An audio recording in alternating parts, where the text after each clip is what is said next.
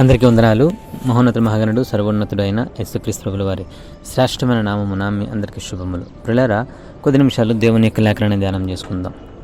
మన పరిశుద్ధ గ్రంథంలో తెస్సలోనికి రాసినటువంటి మొదటి పత్రికలో 2వ అధ్యాయంలో 3, 4, 5 చూసినట్లయితే, ఎలా అనగా మా బోధ కపటమైనది కాదు, అపవిత్రమైనది కాదు, మోసయుక్తమైనది కాదు, కానీ సువార్తను మాకు అప్పగించుటకు యోగ్యులమని దేవుని వలన ఎంచబడిన వారమై మనుష్యులను సంతోషపెట్టువారము కాక మన హృదయములను పరీక్షించు దేవునినే సంతోషపెట్టువారమై బోధించుచున్నాము.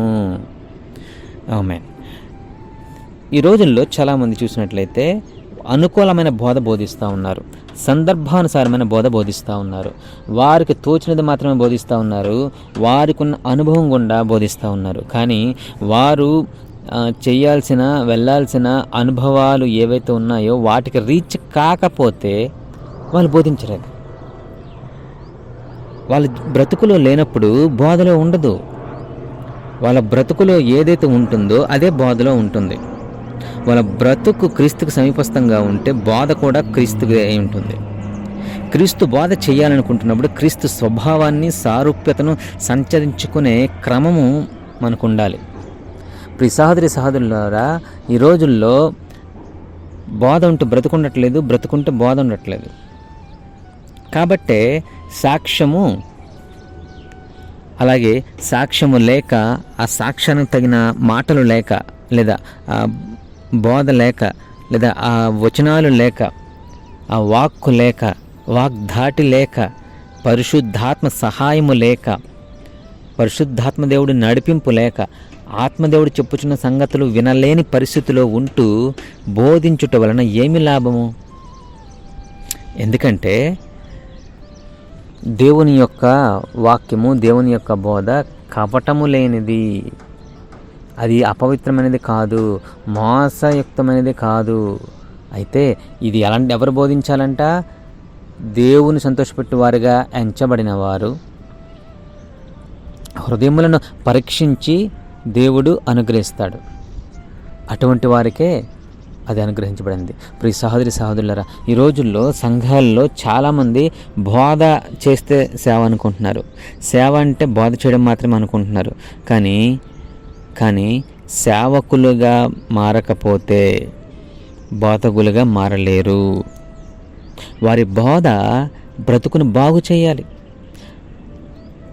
దేవుని యొక్క బోధ ఏదైతే వింటున్నారో అది మన బ్రతుకుల్లో వెలుగును తీసుకురావాలి, మాదిరిగా ఉండాలి. అందుకు సజీవ యాగముగా శరీరం సమర్పిస్తే తప్ప చూడలేము, చేయలేము.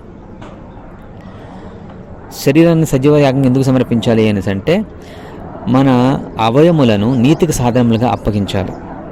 అప్పుడు పాపానికి, లోకానికి దూరం అవ్వగలం.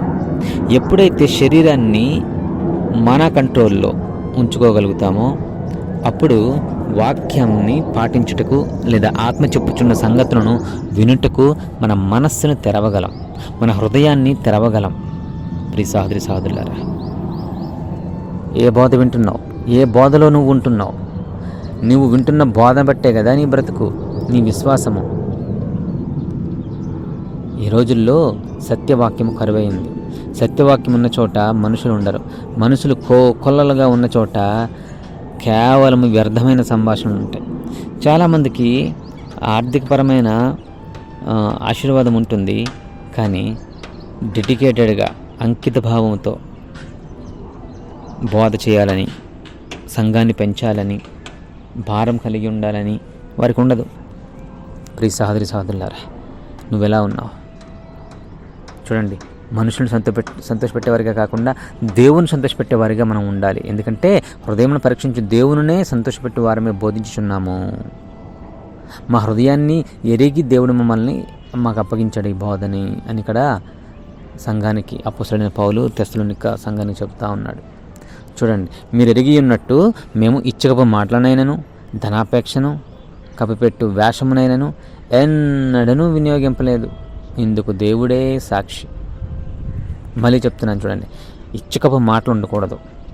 ఈ రోజుల్లో ఇచ్చకపు మాటలు ఏంటంటే సినిమా డైలాగులు, లేదా ఒకరికి ఫేవరిజంగా మాట్లాడడం, లేదా వారి గత జీవితాన్ని పదే పదే పదే పదే పదే పదే తవ్వుకుంటూ చెబుతూ ఉంటే అది గత జీవితాన్ని పాతరేసినట్టు ఉండదు, కొత్తగా విత్తనాలు చల్లుతున్నట్టు ఉంటుంది, మళ్ళీ ఎంకరేజ్ చేసినట్టు ఉంటుంది.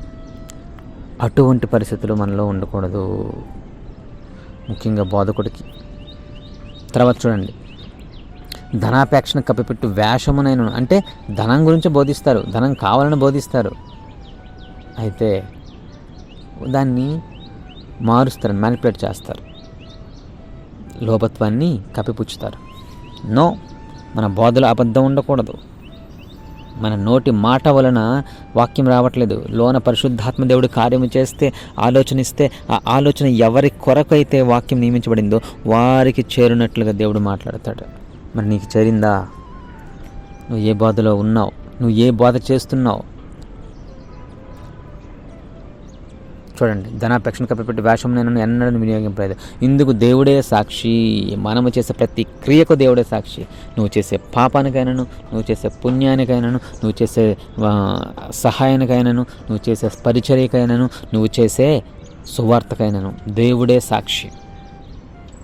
ఎందుకంటే మనము కాదు, మనం దేవుని వారము. మనలో మనము లేము, దేవుని ఆత్మ ఉంటుంది. దేవుని ఆత్మే అన్నిటికీ జవాబుదారి. ఈ ఆత్మను రక్షించు నిమిత్తమే దేవుడు పరిశుద్ధాత్మ దేవుడికి మనకు కాపుదలుగా ఇచ్చాడు. ఆ పరిశుద్ధాత్మ దేవుడిని మనం కలిగి ఉన్నామా? ఆ పరిశుద్ధాత్మ దేవుడిని సంతోషపడుతున్నామా? ఆ పరిశుద్ధాత్మ దేవుని నడిపింపులో మనం ఉన్నామా? ఆ ఆత్మదేవుడిని దుఃఖపెడుతున్నామా? ఒకసారి మనల్ని మనం ప్రశ్నించుకుందాం. ఒకవేళ అటువంటి బాధలు మీరు లేకపోతే ఇమ్మీడియట్లీ మీరు అక్కడి నుంచి కదలొచ్చు, నో ప్రాబ్లం. ఒకే సంఘము, తల్లి సంఘము అంటూ ఏమీ లేదు. నీవు ఒక స్థాయికి ఆత్మీయంగా ఎదిగిన తర్వాత నువ్వు గెటప్, వేరే సంఘానికి వెళ్ళు, ఉన్నతమైన వాక్యాన్ని బోధించే సంఘాన్ని వెతుకు, సత్యవాక్యాన్ని బోధించే సంఘాన్ని వెతుకు. ఎందుకంటే నువ్వు ప్రార్థన చేయి, దేవుడు నీకు మార్గాలు తెరుస్తాడు. ప్రియ సహోదరి సహోదరులారా, తర్వాత మనం చేసే ప్రతిదానికి దేవుడే సాక్షి. కాబట్టి మొదట మారు మనస్సు, బ్రతుకును మార్చుకోవడం, దాన్ని బోధించడం. ఆ బోధ క్రీస్తు అంగీకారమైన బోధ కాదా? క్రీస్తు స్వభావంలోకి సంతరించుకున్న బోధ కాదా? క్రీస్తు వలె మార్చడానికి ఉపయోగపడుతుందా లేదా అనేది మనము జాగ్రత్తలు తీసుకోవాలి. ప్రియ సహోదరి సహోదరులారా, ప్రార్థన చేద్దామా దేవునికి సహాయం కోసం. యేసయ్యా, మీకు వందనములు తండ్రి, మీ స్తోత్రములు నాయన. మరి మా బ్రతుకుల్లో నాయన మార్పును మేము కలిగి ఉంటూ బోధ చేయాలని, అట్టి బోధ మీకు అంగీకార యోగ్యమని, అట్టి బోధ ద్వారా ఆత్మను రక్షించబడతాయని, మీకు నిత్యరాజ్యం కట్టబడుతుందని తెలియజేశారు ప్రభా. అట్టి కృపలో మమ్మల్ని ముందుకు నడిపించమని వేడుకుంటూ క్రీస్తు యేసు నామం పేరట ఈ చిన్న ప్రార్థన సమర్పిస్తున్నాను పరమ తండ్రి. ఆమేన్, ఆమేన్, ఆమేన్. అందరికీ వందనాలు. May God bless you. Have a blessed day.